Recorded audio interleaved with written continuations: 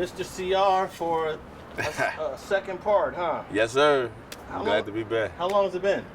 It seemed like, what, 5, 6 years? I think it was 2013 or 14. Okay, one yeah, of those. Yeah, 13, 14. And time fly like that. Yeah, I had to come back, man. Yeah. So tell everybody where we're at. Well, right now we on 104th and Avalon in the hood, or whatever on our end, on our side, and we just chilling, you know. And what hood is this? It's Eastside Hustler Crip over here. Eastside Hustler Crip. This is 104th Street right here.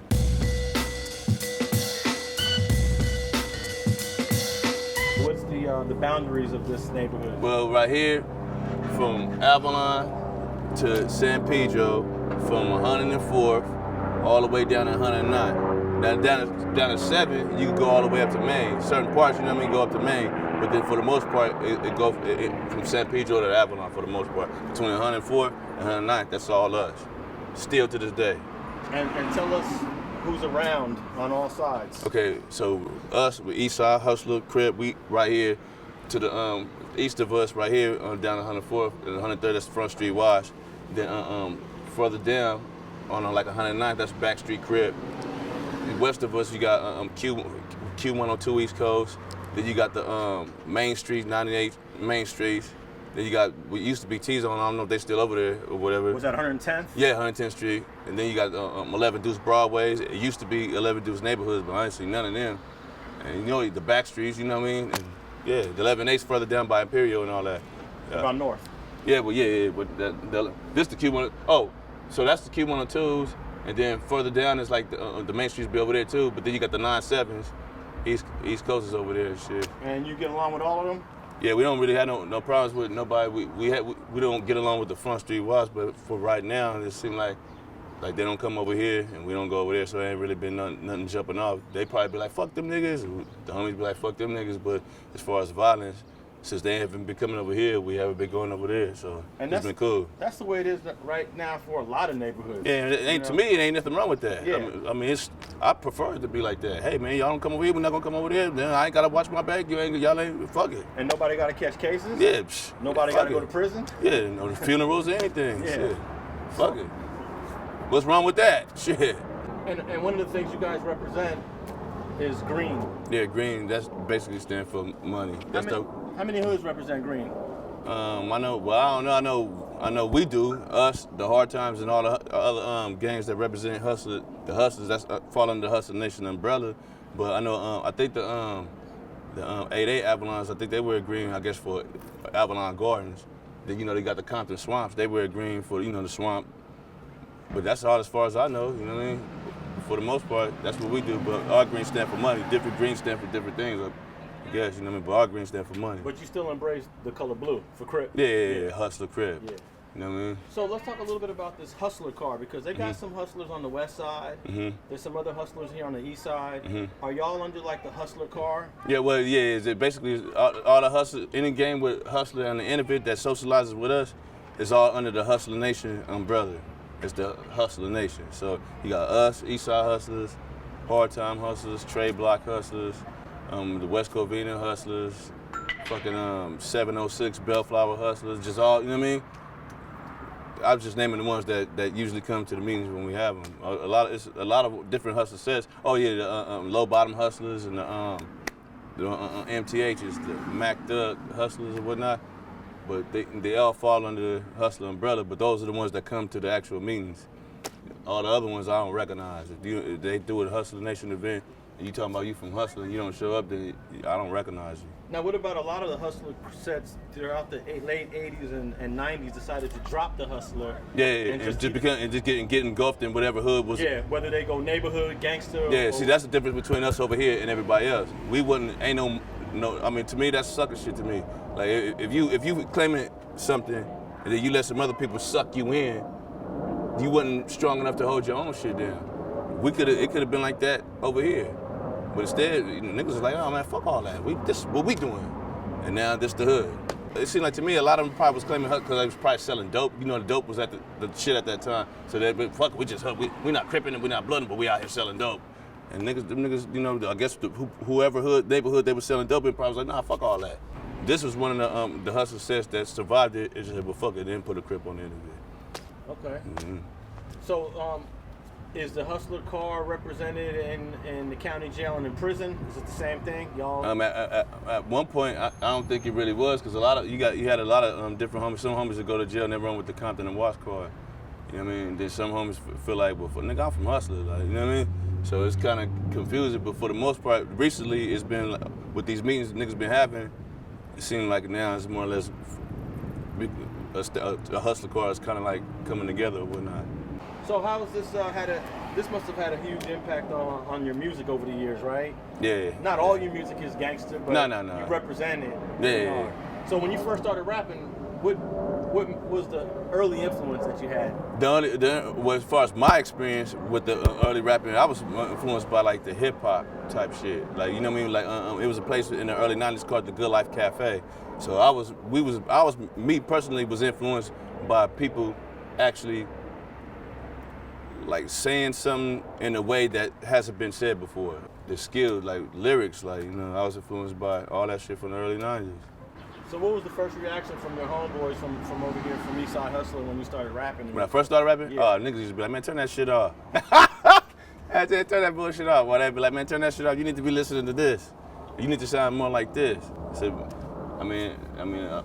know, watching a lot of different interviews from a lot of artists that came out back in the day that I was influenced by, that I respected. A lot of them say, basically, if the streets don't like it, it ain't gonna never get nowhere. Ice Cube says that. You know, my Prodigy, rest in peace, said that. So basically, you just gotta make music that people gonna feel. You know what I mean? Ice Cube, he particularly said in one interview, he was basically saying, I make music, like if there's a particular mood that you're in, then I got something for that. Like if you just broke up with your bitch, I got something for that. If you wanna go party, I got something for that. Basically, he just makes shit that people could relate to. So that's what I've been focusing on, making shit that people could relate to. When I was doing shit on some battle rap type shit, nobody was feeling that. And that was the shit I come over here and play with to these dudes, and they'd be like, man, turn that bullshit off. Battle rap don't pay the bills, so. Well, I guess to do it, I mean, if the battle league shit, but back then, nah, it wasn't. Well, hasn't the battle league kind of become real popular, I guess, with social media and the internet? Yeah, that battle rap paid the bill, but I'm saying going to the studio and killing the rapper on a beat, that ain't gonna get you nowhere. That ain't gonna get you nowhere. But that battle, all that smack URL and all that type of shit, that's popping right now. Did they used to battle rap over there at the Good Life? Yeah, but it wasn't like how they doing it now. You know, it was basically like a lot of dudes I ran with that they kind of like owned the term underground hip hop or whatever. But what these dudes used to do is, you know, because every Thursday night was like the West Coast version of the Showtime at the Apollo. So what these dudes used to do is when these different rappers would come from out of town and be at these radio stations, they going up there like, hey man, hey, what's up? And then they're trying to, like, you know, engage in a verbal conflict with these cats or whatever. That's how they was doing it back then. Now it's like kind of different. It's more or less like leagues, different battle leagues. You know, and then, you know, you just make your name by smashing motherfuckers verbally. Where were you born and where did you grow up first? Well, as far back as I can remember, I was born at Long Beach Memorial, but as far back as I can remember, we stayed in the Pueblos. And then from the Pueblos, we moved to the Avalons, the Fatre Avalons. Then from the Fatre Avalons, we moved over there on 88th Place in Hooper. And then from 88th Place in Hooper, I was over here. And how old were you when you got over here? About 16, 15, 16. But we were staying over there, but I was fucking around over here. All them dudes over there used to be like, man, you should be from Kitchen. Kitchen, nah, man. I know what I'm finna do. Oh yeah, so you was over there in the 8-7 kitchens. Yeah. And I guess it can go either way. You know, you could have ended up being one of them. Yeah, but I chose to not do that. I was more closer to the people over here than I was to people over there. I was in a what they call a magnet program, to basically you would catch a school bus and it would take you to different schools in different areas. And I ended up linking up with another individual that was in the same type of program. And then once me and him linked up, that's when I started coming over here. And I'm like, this better than that over there, so. Was there any sort of protocol in terms of getting put on, or? Yeah, you just go and get in the yard and fight. And boom, take your lunch. You feel it now. I didn't get it as bad as a lot of people that I've seen got it. Where'd you go to junior high? It's a place called 32nd Street. USC Magnet School. Oh, yeah. Yeah. That's where I met the homie from over here. Yeah, but that was through the Magnet program. So that's like a program. That's like a good program. Yeah. So I was a straight A student. Yeah, I was gonna say someone in your family was trying to get you on. Yeah, I was a straight A student before this shit. So who was the one that was in charge of your schooling when you was growing up? Which family member? My mom's basically. Oh. Yeah. So how did your mom feel when you came over here and you was hanging out? I mean, of course she didn't really like it, but she was. See, I grew up in a. My parents wasn't together for as long as I could remember, so it's kind of. I mean, both of my parents tried to instill positive, or try to be a positive influence in my life, but at the same time they were both separated all my life. So Pop's somewhere doing this thing. Mom's just working all day. So while she's working all day, I'm in this. We just out here doing. I mean, she working long hours trying to make a living and provide for her 3 kids.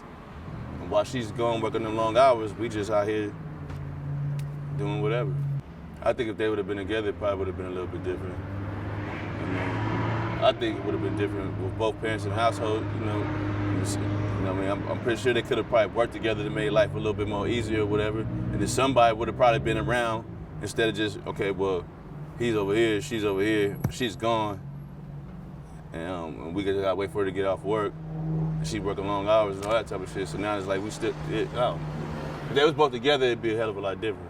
But my younger brother, he used to gangbang or whatever, but he converted to Islam or whatever. And I got a younger sister. She stays in Saudi Arabia, so she's Muslim too. So, how'd she end up in Saudi Arabia? They real deep into their religion, and I guess, with the more, it seemed like it's kind of like being a Muslim is kind of like a gang, right? In a sense, it's kind of like a gang, right? And like Mecca is like the hood, in a sense, you know what I mean? And different Muslims from different places in America gotta go to the hood to make their pilgrimage, you know what I mean? And it's, and when they get over there, I guess some of them like it and choose to live out there. So is that what happened to your sister? Yeah, I guess she's working out there and everything. I feel like maybe I just didn't really, whatever they felt that made them want to go in like that, I didn't get it. I don't, you know what I mean? I respect it and everything, but it's not nothing, it's not calling me like how it called them. So I just do my own thing. So your brother made a pretty huge transformation. Yeah, because he used to be, yeah. He was from here too? Yeah, some would say that he was a little bit wilder than I was, so I guess that was his calling. It was a particular situation happening. He was like, you know what? This ain't it for me. I'm fucking with this. So, that just was his calling. Were a lot of people a little disappointed that he just decided to get up and pack his bags? Yeah, man. With this gangbanging shit, man. When years pass, man, a lot of people come and go. Yeah. A lot of people come and go. Of course, when you come and then when you leave, you gonna have people that talk shit. Oh man, fuck that nigga, and all that other type of shit. But it is what it is. But this gangbang shit, a lot of people come and go. But you've been around here for what, 20 years now, huh? Yep, 20 years. Ain't no coming and going with you. Yeah, but see, the thing, this another thing too. Like I'm at an age right now where I don't really look at it more or less like a gang anymore. You know what I mean? But it's like, for an example. Okay, say if I was younger, right, and I'm influencing a younger cat. Hey man, you gotta go put in work. You gotta go do this. You gotta do that. Just negative, destructive lifestyle type shit that I'm instilling in this dude, right? If I'm telling you, if I pumped you up to do that, then all of a sudden I mature, I go to the pen, I get out, and now I want to go get my life together. Nigga, I'm obligated to come back and show a motherfucker, okay, look, man, just like I showed you how to go kill and all this other type of shit. If I leave however long I'm gone, right? I'm obligated to come back and show that same dude that I pumped up to go do some bullshit how to do some right shit too. Like if I go out, fly off and get my life together, I'm obligated to come over here at least once out the year and holler at the same motherfucker that I instilled that bullshit in, Thanks for watching StreetGangs.com. Please like and share the video you just watched and leave a comment below to tell us what you think. You can also watch 2 of our previous episodes to the right. Please visit the link to our Patreon page and support our campaign. And don't forget to subscribe.